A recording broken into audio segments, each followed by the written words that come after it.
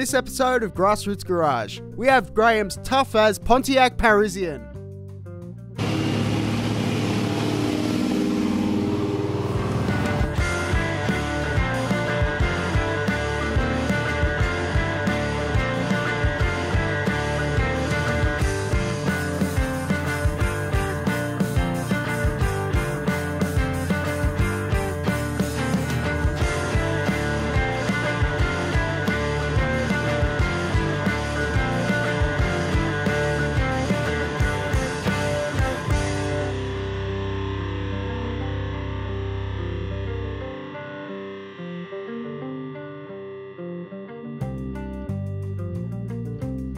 Welcome to Grassroots Garage. I'm just going to move out of the way so you can see this absolutely stunning Pontiac, and it's Graham's car. Graham, thanks for your time, man. No problem. Mate, tell us about your car. It's a 1968 Pontiac Parisian, Australian delivered, so it means you can buy it in an Australian show from back in 1968. It's pretty much, it was a kit car sent over from Canada, built in Australia with a Chevy running gear, chassis, some Chevy interior parts, and Australian made interior, I believe. I've had this one for nearly 20 years, and it took me 8 years to build to what you see here, and it's been going for about 2 now.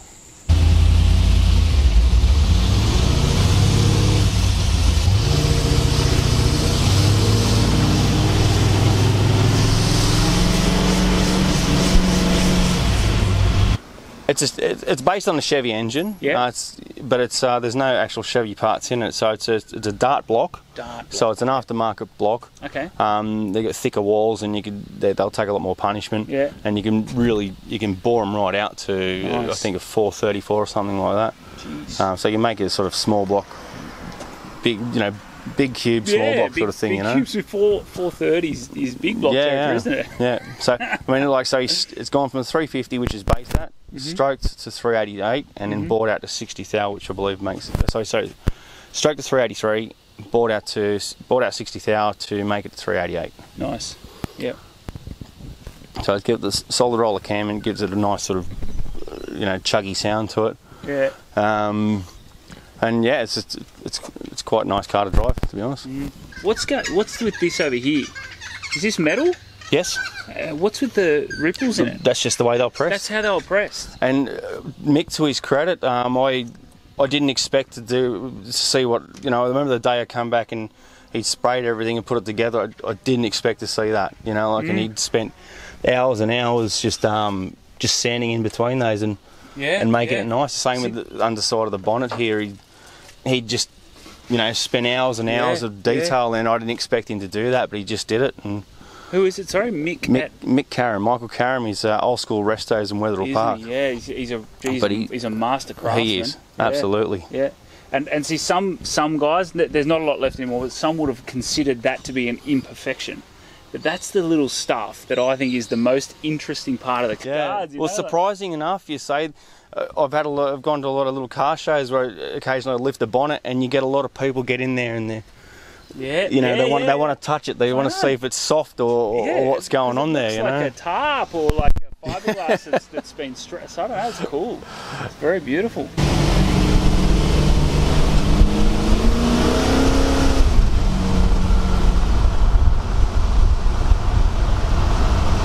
So what's the factory motor? The factory is just a Chevy. These come with a 327 Chev motor and a 2-speed Power Glide box. Yep. I've gone with the Turbo 350 as because it'll still fit in the tunnel nice. It's built right. It can still handle quite the power. And it doesn't chew up as much horsepower as say a Turbo 400, which I think you lose about 40 horsepower through the gearbox. Oh wow. But these, and funny, the old fella who built the box, I remember going to see him, and I started telling him what I want to do with my gearboxes, and he goes, "I'll stop you right there, son." Because what we're going to do is this, and we're going to make it full manual valve body, and you're going to enjoy it. Don't worry about it. And he's just, all right, no worries. I'll trust your judgment on that, and. So it's a lot of fun driving, like just manually type thing. It's got a hard shift, so when you're sort of booting it and you're chucking in another gear, so it gives a little nice, kick type thing. But those guys are. I wish there were more guys like that. Like you take your car and you go, "This is what I want," and they go, "No, this is what you want." Like Yeah. I want a Turbo 400. No, you don't. You want this. You know, like. Well, same with the motor. I picked up another car like this, and I was just going to use that, and then it turned out it was just in terrible condition.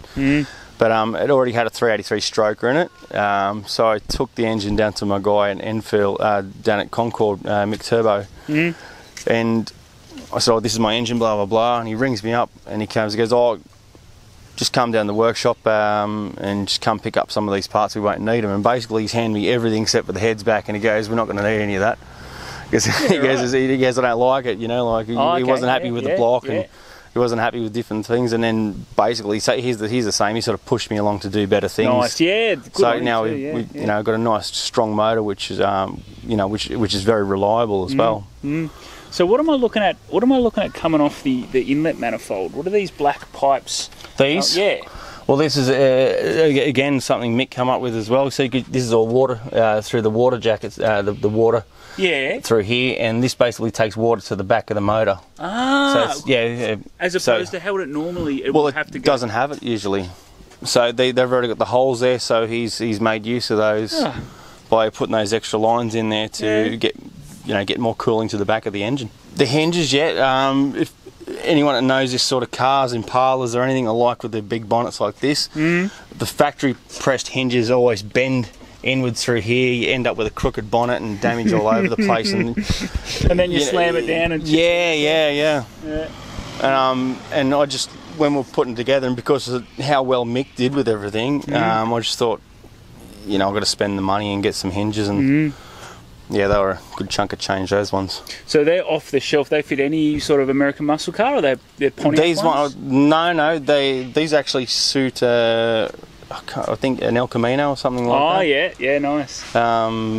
Which I think it'll probably be an Impala as well. Like there's a lot of parts from an Impala, and just different B chassis. I think they call these the B chassis platform, which will go onto my cars. Like so, if you own one of these or we want to build one of these, you got to realise that there's not a lot you can buy off the shelf. If you're looking at a Pontiac Parisian, you got to look at Impalas, you got to look at other Chevys, you got to look at different year models, and chuck together your little Frankenstein of a car that was built here. Yeah. So this interior has all been redone as well? Yes. I've changed the dash. As you can see, it's now got a Dakota digital dash. Yeah, wow.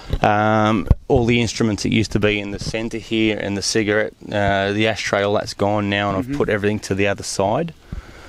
I've tried to keep it. What I was going for was like a sort of custom look, but looks like it could have also been original. Yeah. I think you nailed it, man.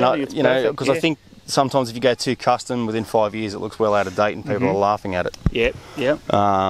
So I try to make it a sleek type thing. If you wait another 15, it's cool again. It'll come back. Absolutely. I mean, there's just something to be said for just timeless. This when it drops down like that into a pillarless door, that angle there. Just stand here and looking down the line. Yeah. It's just timeless, isn't it? It's beautiful. Absolutely. Some little Mazdas have got the same look, and Steve's beautiful big. What was it? His Buick Riviera. Yeah. Same thing as well, isn't it? Magic. So tell me about these wheels.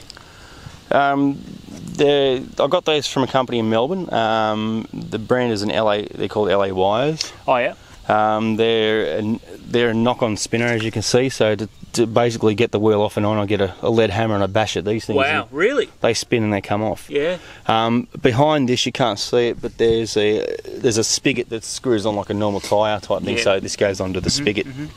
So, but they're 20-inch rims. So they tighten the direction of travel, surely. So as you're driving, they're never going to unstick. Yeah, that's right. You see there's little arrows on them, tells you which way is on and off type thing. Yeah, beautiful.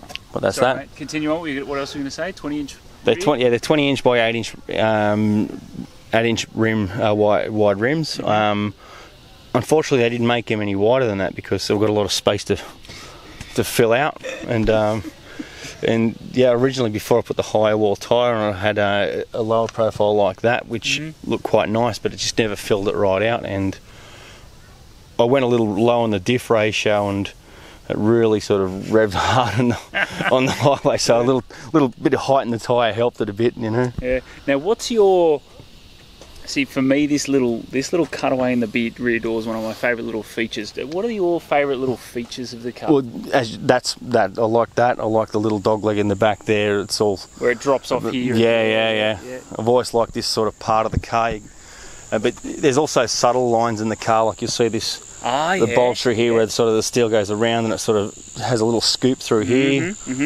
And which is really just the perfect timing with that sun dropping out. Yeah. Well, the nice silver colour really picks everything up. That colour, by the way, is a Mercedes-Benz colour. Okay. Silver arrow. Okay. And the lights going up and around like that as well and dropping off either side. Yeah, they're cool. They look special, and these are the lights at night time. They light up as well, and they're a nice deep red, and they look pretty cool. All the chrome's been re-chromed, I'm assuming. Yes, the front and rear bumper have been straightened and re-chromed. All the stainless around the windows have been sent away and repolished. Nice. They're trying to shine them up again. Some of them had some little dents in them. They've knocked them out. Oh, nice. Yeah. As best they can. So bags was always the plan, or that sort of evolved? Yeah, that's all up in there. It's the AirPod Ridetech AirPod system. Yeah. So there's the tank. There's 2 compressors. All the controls for the airbags. This has pressure sensors and level sensors in it. Mate, she rides great, doesn't she, on the airbags? Yeah. Magic. How do you find the digital dash? I like it. Yeah. I mean, I think maybe they could have updated it a little bit. Yeah. You know, like for the times a bit more, but I don't mind it. I mean, I like it for the fact when you turn it off, it just looks all black. Yeah. You know, and I wish it didn't actually have what it is type thing. But then, you know, then I have to remember what everything is then. Yeah. It definitely. It's definitely like suits the car. You know, the silver and the black, and then the blue digital. Yeah. Yeah, I love it.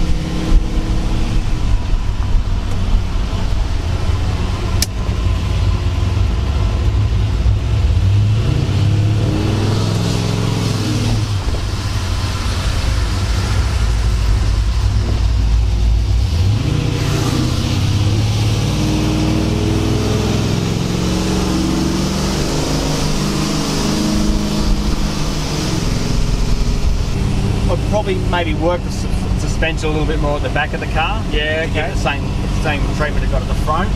I'd probably maybe twin turbos or under bonnet blower type thing. Keep it sort of cruiser on top, but you know, race car underneath sort of thing. You know. Yeah, got ya.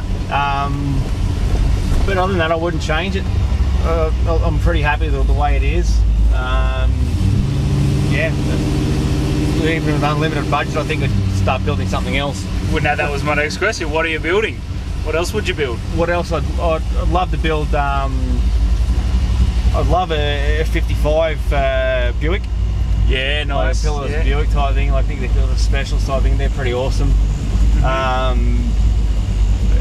Yeah, there's a heap of cars I'd love to do type thing. You know, I'd like to get Steve's Buick off him. Steve. Oh yeah, hi Steve. I'd love to get that. Coming for you, mate. You know how I feel about it, mate. It's a pretty special car. Just what else would I go for? You'd have to go for some old truck of some type. I don't mind what it would be. You know, I've seen some pretty awesome slam trucks. I always like my slammed cars. Anything that's on the ground type thing.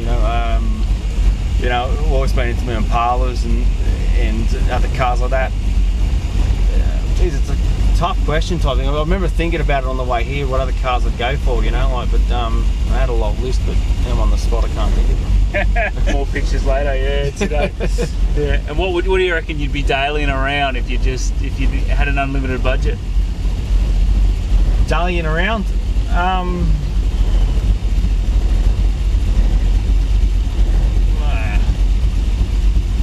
I don't really know. You know what? If I had an unlimited budget, and this might sound completely way out from what I'm here, I'd probably drive a nice Aston Martin, DB9 or something like that. You nice, know, that'd be my daily. I'd absolutely love them cars. They're amazing looking things. They are.